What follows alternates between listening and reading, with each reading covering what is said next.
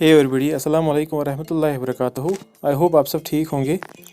तो हमारी MCQ series चल रही थी जेकेएसबी फाइनेंस अकाउंटेंट असिस्टेंट के लिए। इससे पहले कुछ टॉपिक्स पे हमने एमसीक्यू डिस्कस किए। आज जो हमारा टॉपिक है वो एक इकोनॉमिक्स का टॉपिक है, डिमांड एंड सप्लाई। इस पर हम कुछ एमसीक्यू डिस्कस करेंगे और जैसा कि आप सबको पता है मैं ये एमसीक्यू सॉल्व करूँगा, आप भी मेरे साथ सॉल्व करोगे और लास्ट में अपना स्कोर जो है वो कमेंट सेक्शन में डाल दोगे।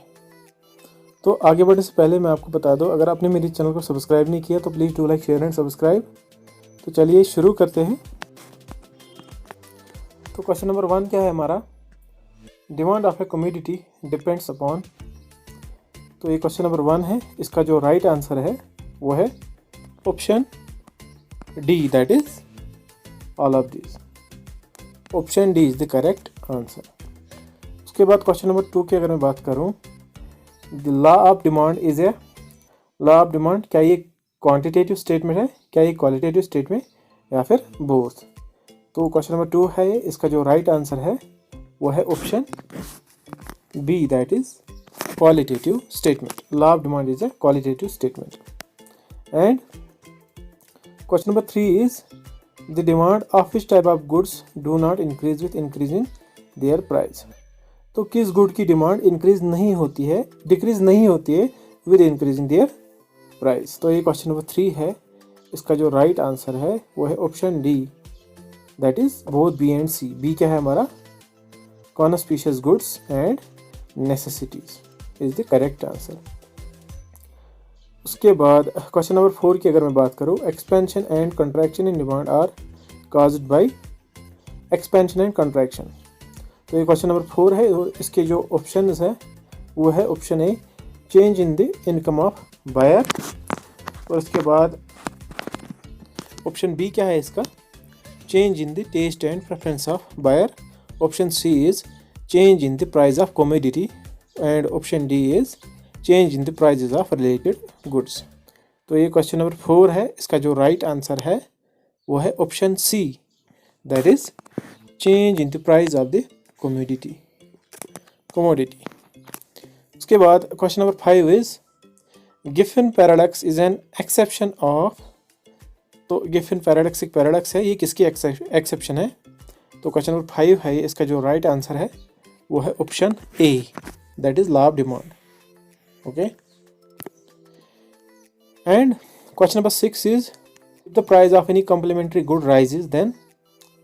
तो अगर किसी कॉम्प्लीमेंट्री गुड का प्राइस राइज होगा तो उसके बाद क्या होगा।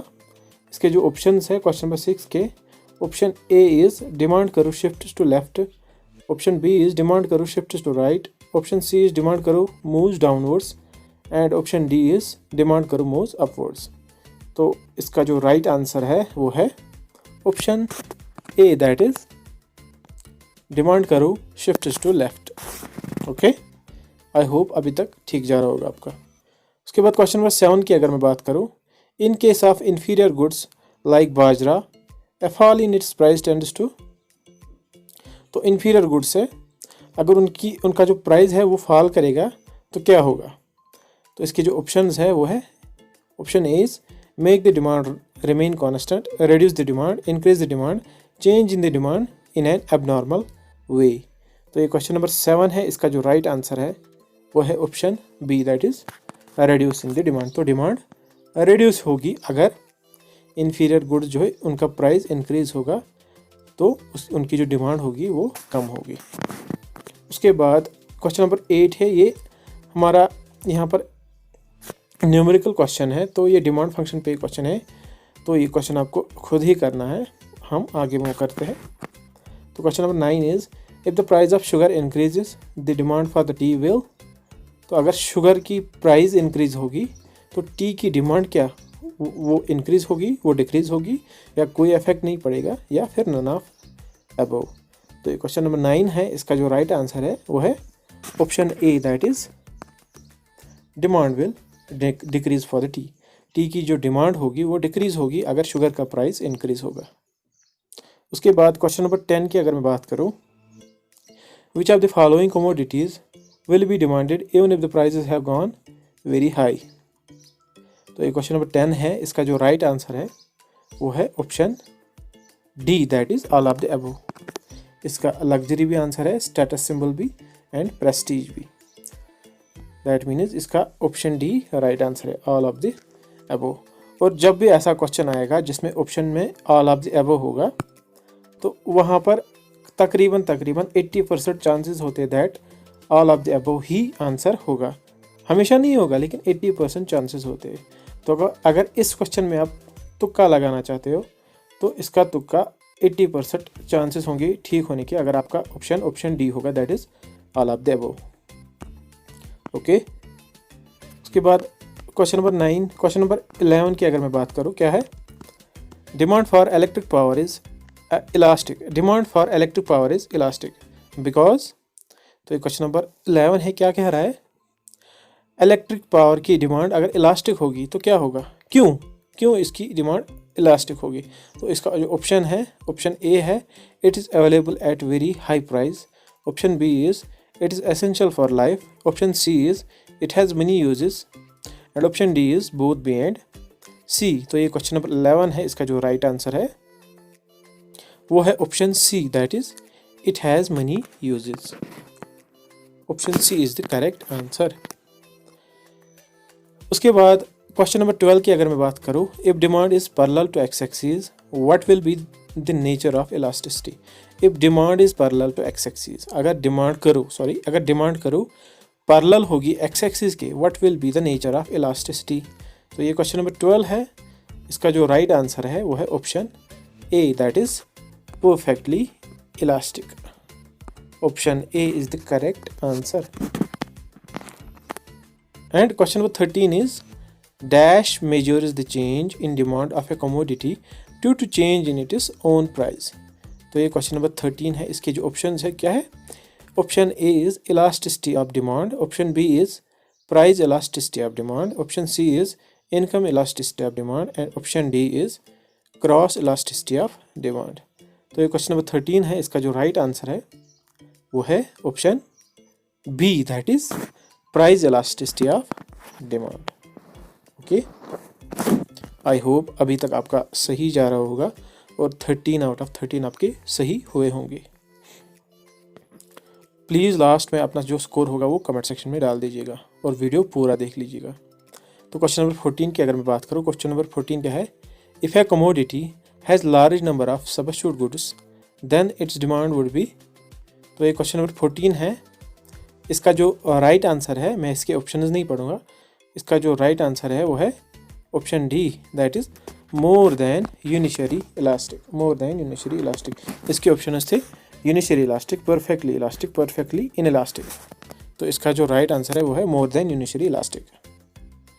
And question number 15 is when price elasticity of demand is equal to infinite, this refers to, जब price elasticity of demand infinity के बराबर होगी, मतलब इनफाइनाइट होगी, तो उस समय ये रेफर क्या करता है? तो ये क्वेश्चन नंबर 15 है, इसके ऑप्शंस क्या है? Option A is it refers to perfectly elastic demand, refers to perfectly inelastic demand, unitary elastic demand, या फिर more than unitary elastic demand. तो ये क्वेश्चन नंबर 15 है, इसका जो राइट आंसर बनता है वो है option A, that is perfectly elastic demand. Okay, and question number 16 is when percentage changes in quantity demanded is more than percentage change in price of the commodity। मैं फिर से पढ़ रहा हूँ ये question, when percentage change in quantity demanded is more than percentage change in price of commodity it is said to be। तो ये question number 16 है, इसका जो राइट आंसर है वो है option C, that is more than unitary elastic demand, more than unitary elastic demand। उसके बाद क्वेश्चन नंबर 17 की अगर मैं बात करूँ, क्या है? Price elasticity of demand is dash in number because price and quantity demanded are inversely related.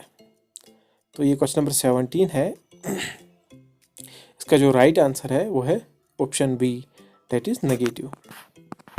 Option B is the correct answer. उसके साथ ही क्वेश्चन नंबर 18 क्या है हमारा? क्या है? Price elasticity of demand of a good is 75, calculate the percentage fall in its price that will result in 15% rise in its demand। तो यहाँ पर हमें परसेंटेज कैलकुलेट करनी है, ये भी एक न्यूमेरिकल है, तो आप ये खुद ही कैलकुलेट करोगे, मैं इसका सिर्फ राइट आंसर बताऊंगा। तो क्वेश्चन नंबर 18 का जो राइट आंसर है वो है ऑप्शन डी, दैट इज 20%। उसके बाद क्वेश्चन नंबर 20 की अगर मैं बात करूँ, question number 19 sorry, in the long period the supply for the commodity is. तो ये क्वेश्चन नंबर 19 है, इसके ऑप्शन क्या है? Option A is perfectly inelastic, option B is less inelastic, option C is highly elastic, option D is and perfectly elastic. तो ये question number 19 है, इसका जो राइट आंसर है वो है option C, that is highly elastic, highly elastic. And question number 20 is all the supply curves which pass through the origin are. जो भी सप्लाई कर्व्स होंगी जो ओरिजिन के थ्रू पास होती है उनको क्या कहा जाता है या वो क्या होती है? तो option A is highly elastic होती है वो, option B is unitary elastic होती है, परफेक्टली इन इलास्टिक होती है या लेस इलास्टिक होती है। तो ये क्वेश्चन नंबर 20 है, इसका जो राइट आंसर है वो है option B, that is unitary elastic. वो सारी कर्व, सप्लाई कर्व जो ऑरिजिन के थ्रू पास होती है वो यूनिशरी इलास्टिक होती है। आई होप अभी तक आपका सही जा रहा होगा। अभी क्वेश्चन नंबर 21 है, क्या है? Which one of the following is not a essential element of supply, not an essential element of supply. तो क्वेश्चन नंबर 21 है, इसके जो ऑप्शंस है, option A is price of the commodity, option B is period of the commodity, option C is willingness to buy, option D is quantity of the commodity, quantity of the commodity. तो question number 21 है, इसका जो right answer है वो है option C, that is willingness to buy, willingness to buy. Okay, उसके बाद question number 22 की अगर मैं बात करूं, विच one of the following is the result of increase in price of factors of production. Question number 22 क्या कह रहा है? Which one of the following is the result of increase in price of factors of production.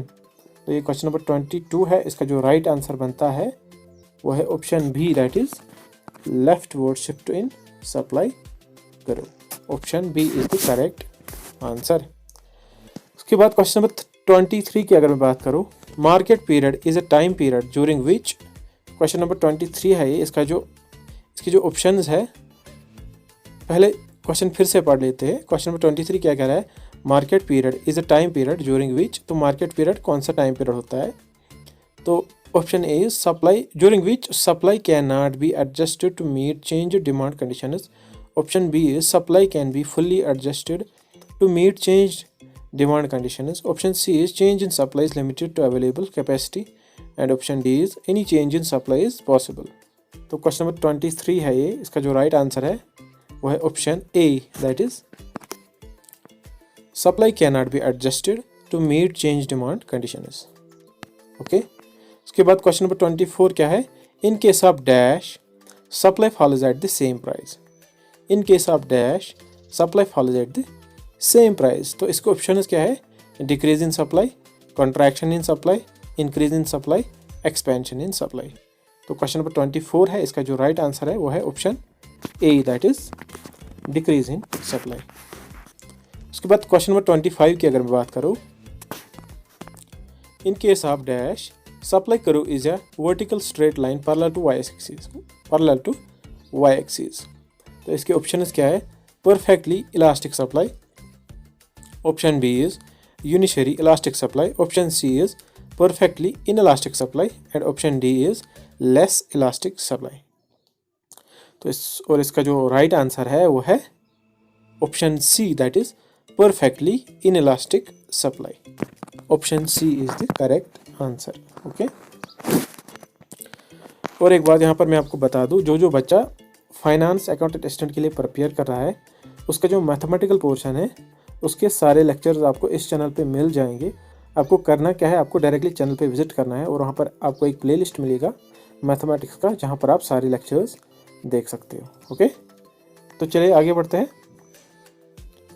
Question number 26 is due to installation of a machine with latest technology the cost of production has decreased it will lead to. तो question number 26 है ये, क्या कह रहा है, due to installization of a machine with latest technology the cost of production has decreased it will lead to. तो question number 26 है, इसका जो राइट आंसर है वो है option B, that is increase in supply. Okay, उसके बाद इस वीडियो का लास्ट क्वेश्चन है, क्वेश्चन नंबर 27 है। क्या कह रहा है, if the quantity supplied increases by 60% due to 50% increase in price the elasticity of supply is. Question number 27 है ये, इसका जो राइट आंसर है वो है option B, that is +1.2। Option B is the correct answer. I hope आपने 27 में out of 27 सारे क्वेश्चंस ठीक किए होंगे, और जो भी स्कोर आपका हुआ होगा वो आप प्लीज़ कमेंट सेक्शन में डाल दीजिए। तो ये वीडियो कंक्लूड करने से पहले मैं आपको बता दूं, अगर आपने अभी तक मेरी चैनल को सब्सक्राइब नहीं किया तो please do like share and subscribe. तो मिलते हैं नेक्स्ट वीडियो में, तब तक के लिए अल्लाह हाफिज़।